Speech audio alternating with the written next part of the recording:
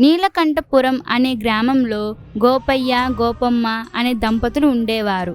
వారికి ఒక్కగానొక్క కొడుకు విష్ణు ఉండేవాడు.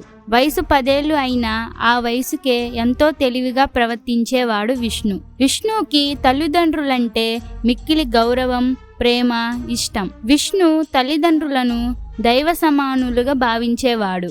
వారికి పాదాభివందనం చేసి గాని ఏ పని ప్రారంభించేవాడు కాదు. తల్లిదండ్రుల పట్ల ఆ పిల్లవానికి ఉన్న భక్తి గురించి ఊళ్ళో వాళ్ళందరూ గొప్పగా చెప్పుకునేవారు. ఒకనాడు ఆ బాలుడి తల్లిదండ్రులకు పాదపూజ చేస్తున్న దృశ్యాన్ని ఆకాశ మార్గం నుండి చూసిన 2 గంధర్వులు అక్కడికి వచ్చి అతని తల్లిదండ్రుల మీద ఉన్న భక్తిని పరీక్షించాలనుకున్నారు. రాత్రివేళ దొంగలాగా మారురూపు దాల్చి ఆ గంధర్వులు వారి ఇంటికి వచ్చారు.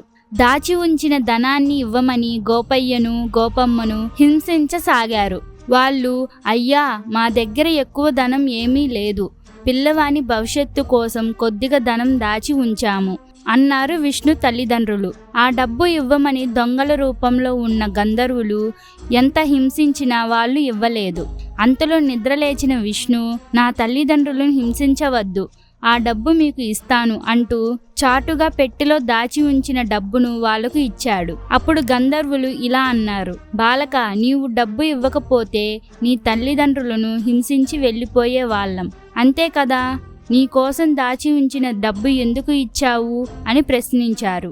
అందుకు విష్ణు ఇలా అన్నాడు, మూర్ఖులారా, మీకు డబ్బు విలువ మాత్రమే తెలుసు, కానీ నాకు తల్లిదండ్రుల విలువ తెలుసు. అందుకే డబ్బు మీకు ఇచ్చి నా తల్లిదండ్రులను నేను కాపాడుకున్నాను అని అన్నాడు. అతని తల్లిదండ్రుల మీద ఉన్న భక్తికి మెచ్చి గంధర్వులు నిజరూపం దాల్చి విష్ణుకి దండిగా డబ్బు ఇచ్చి అదృశ్యమైపోయారు. ఇలాంటి స్టోరీస్ మీకు ఇంకా కావాలంటే ఇప్పుడే వీడియోకి లైక్ చేసి ఛానల్ని సబ్స్క్రైబ్ చేసుకొని బెల్ ఐకాన్ని ఆల్లో పెట్టుకోండి.